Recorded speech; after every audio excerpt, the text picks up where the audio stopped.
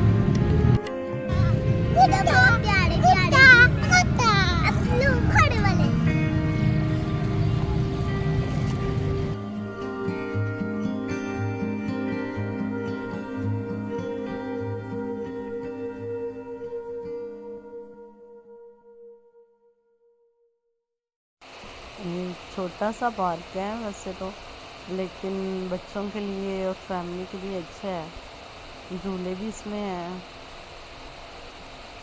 काफ़ी, और काफ़ी इसका वो ट्रैक भी बना हुआ है। और लेकिन बाउंड्री इसकी छोटी सी है, ज़्यादा बड़ा खुला पार्क नहीं है, लेकिन छोटी सी जगह उन्होंने हर चीज़ जो है उसको ही किया हुआ है समराइज।